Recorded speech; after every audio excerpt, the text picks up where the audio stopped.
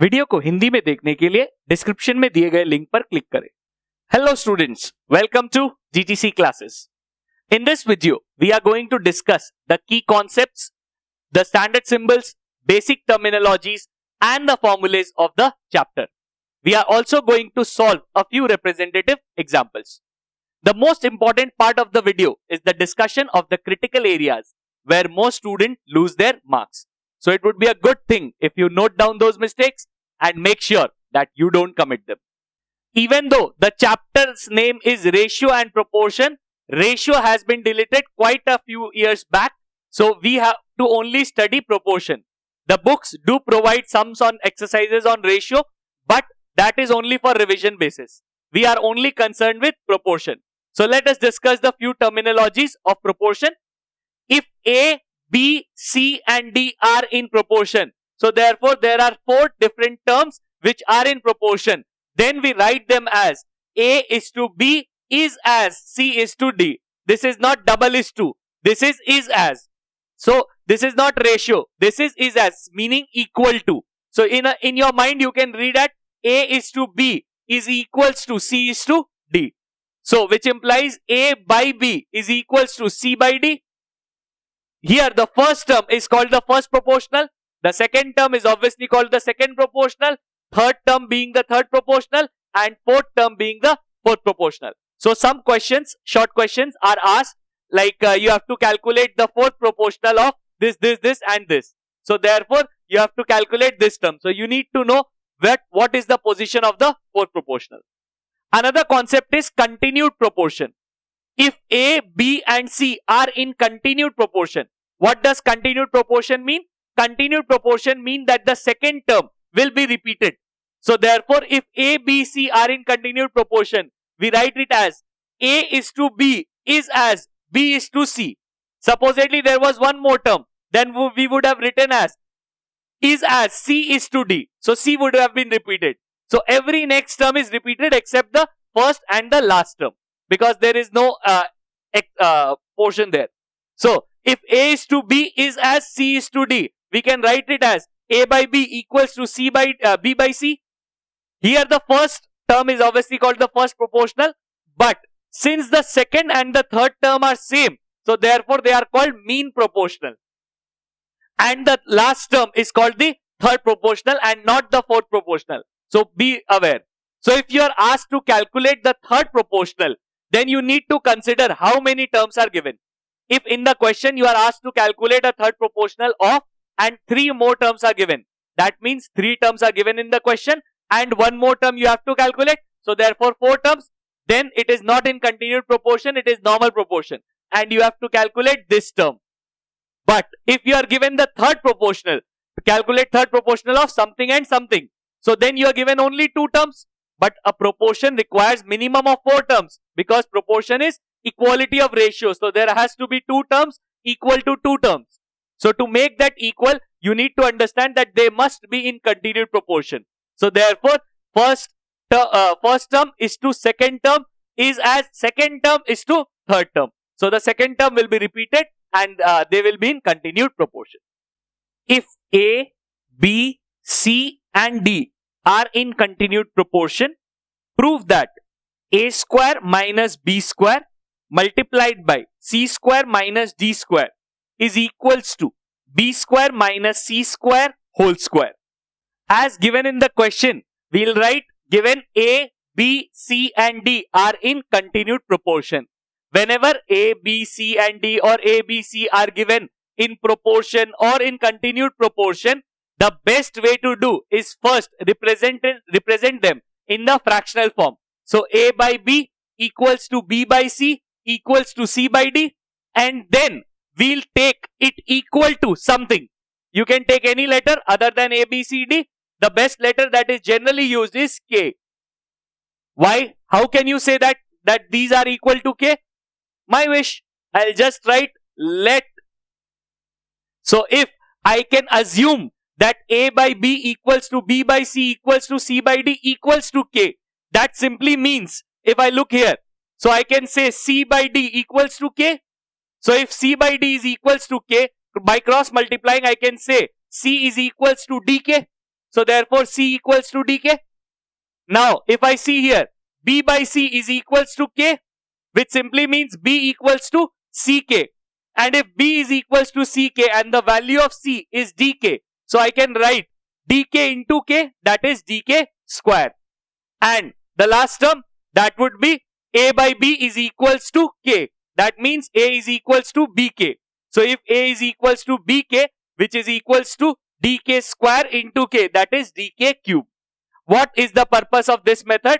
The purpose is to attain every value in terms of either d or k, so that the whole expression contains either d or k. We'll solve the left hand side first, then we'll solve the right hand side, and we'll show that both are same. Then it's proved. So we'll start with the left hand side. LHS is equals to a square minus b square multiplied by c square minus d square. We'll substitute the values of a, b, c and dd as no values. So a, b and c. So a square, the dk cube whole square minus dk squares whole square, dk whole square minus d square. So if you open the bracket, the inner bracket, the first bracket, then we see that the square gets multiplied, square gets applied to both the terms. So d square k to the power 6 minus d square k to the power 4 multiplied by d square k square minus d square. So now from the first term, you can see that we can take out d square k to the power 4 as common. So I can take out d square k to the power 4 and I'm left with k square minus 1. Since d square has already gone and there were 6 k's, so I took out 4 k's. So I am left with 2 k's. And similarly in the second part, I have already taken out d square k to the power 4. So only 1 remains. D square, in the second part, I can take d square common. So after taking d square, I am left with k square minus 1. So if I see d square multiplied by d square is d to the power 4, k to the power 4, k square minus 1 multiplied by k square minus 1 gives me k square minus 1 whole square. So I have nothing more to do in the left hand side. I'll move on to the right hand side. In the right hand side, we have b square minus c square whole square. So first we'll substitute the values of b and c, that is dk square whole square minus dk whole square, then again a whole square. So if I open the first brackets, I get d square k to the power 4 minus d square k square. I can take out d square k square common, but I'll not take out all the way. I'll just take it out so that it still remains in the first whole square. So after taking out d square k square, I'm left with k square minus 1. And now I'm going to expand this.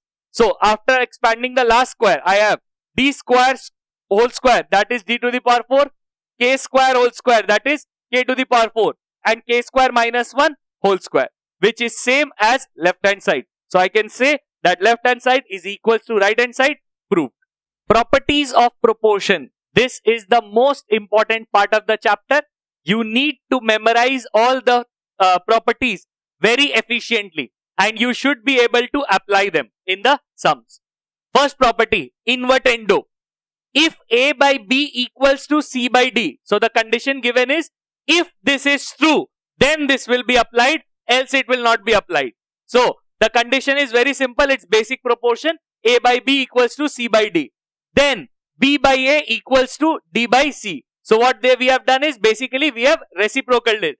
So we have simply inverted it. That's why the name invertendo. Next property is alternando.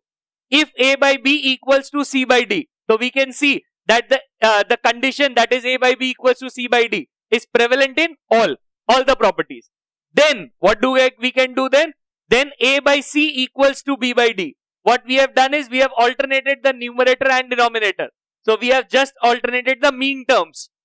So if you see carefully, these properties are almost redundant, because if it was not given, you could have still done it using cross multiplication, either of the property. So if you forget to write the name of the property while doing reciprocal or alternating the numerator and denominator, it is not a big problem. But I still advise that you should remember it, so that it's better. The presentation is better. Writing will not cause any problems, but not writing may cause. So it depends on the teacher. Next is componendo. If A by B equals to C by D, then A plus B by B is equals to C plus D by D. So the way I remember it, the best way I feel that is easy to remember is numerator plus denominator by denominator is equals to numerator plus denominator by denominator. So it becomes very easy to remember. Whatever the numerator is, however complicated it is, you just have to write numerator plus denominator. So whatever it is given in the numerator plus whatever it is given in the denominator. Another version of this, just a slightly different, is dividendo. Dividendo is if A by B equals to C by D, we write A minus B by B is equals to C minus D by D. So numerator minus denominator by denominator is equals to numerator minus denominator by denominator. So they are very easy, but their individual usage is very rare. It is present in certain sums, but very rare. Mostly they are used in the form of combined form, that is componendo and dividendo. In componendo and dividendo, when we use both of them together, if A by B equals to C by D, then we can write A plus B by A minus B is equals to C plus D by C minus D. So which becomes numerator plus denominator by numerator minus denominator is equals to numerator plus denominator by numerator minus denominator. So the upper part, numerator part represents the componendo part and the denominator part represents the dividendo part. If you want to go from here to here, you apply componendo and dividendo. And if you want to come back, you again apply componendo and dividendo. You take the same stairs that go up, the same stairs they come down. So if you apply componendo and dividendo here, you will get back this. The last property, it has no fixed name. If A by B equals to C by D equals to E by F, that simply means that if there are three ratios that are equal, three or more ratios, generally three. So each ratio is equal to sum of antecedents by sum of consequents. What are antecedents? Antecedents are the first term in a ratio. So here A, C and E are antecedents. So sum of antecedents is A plus C plus E divided by the second part of the ratio that are consequents. So basically B, D, F. So therefore which is equals to B plus D plus F. Usage of this property is very specific. If the question asks for each ratio, then only we use the property. Otherwise we do not have to use the property. 7m plus 2n whole divided by 7m minus 2n is equals to 5 by 3.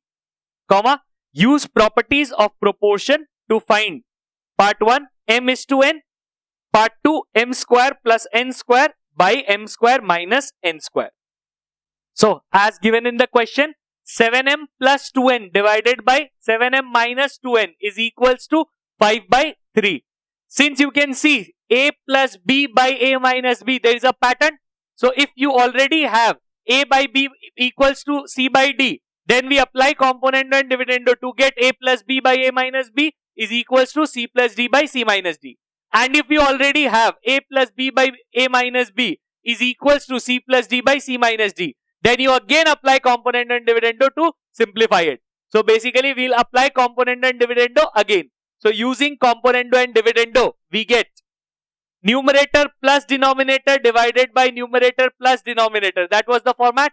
So 7m plus 2n plus 7m minus 2n whole divided by 7m plus 2n minus 7m minus 2n is equals to numerator plus denominator by numerator minus denominator. That is 5 plus 3 by 5 minus 3.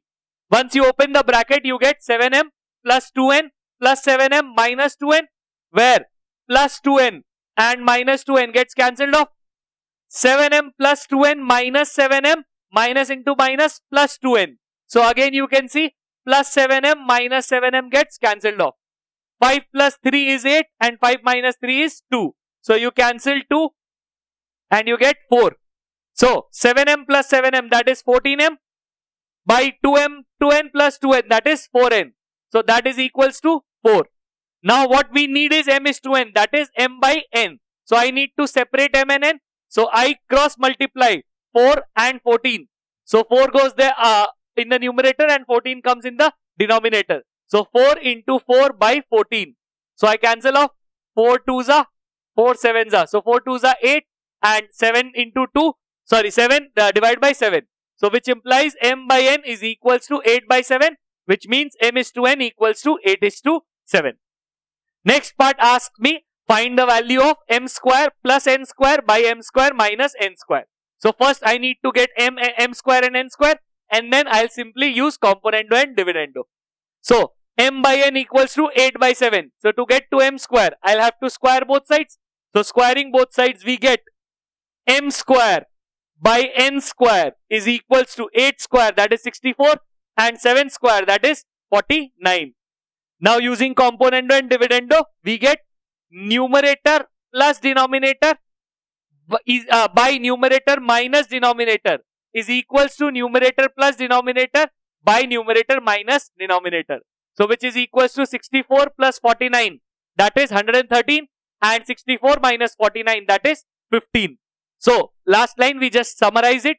Therefore m is to n is 8 is to 7, and m square plus n square by m square minus n square is equals to 113 by 115. The critical areas where most of the students lose their marks are, first point is they forget writing using componendo and dividendo. What really happens is when we are doing sums at home, like solving the exercise, it quite a lot of time there are a lot of sums. So since you are using the same property on and on again and again, so you just skip the step. You feel like I'll just write using C and D short form, or you'll just simply skip it that you know it. You have to write, you are using componendo and dividendo. And in the exam time, if you forget to write this, obviously marks will be deducted. Not only once, whenever you use it, you will have to write using componendo and dividendo or whichever property you use.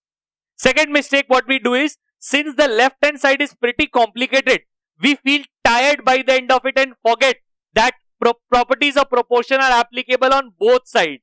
So we just do like numerator plus denominator by numerator minus denominator equals to 5 by 3. So if you just do the 5 by 3, then obviously your marks will be cut. You have to use this properties of proportion on both sides. And the third point is, since the question has asked you for m is to n, and if you leave the answer in m by n equals to 8 by 7, obviously your marks will be cut because you have to express in the form of ratio. So you have to express in this format. The question clearly states use properties of proportion. This sum can also be done. M is to n can also be found by using cross multiplication. But that method is not allowed, since you have to use properties of proportion at least once, minimum.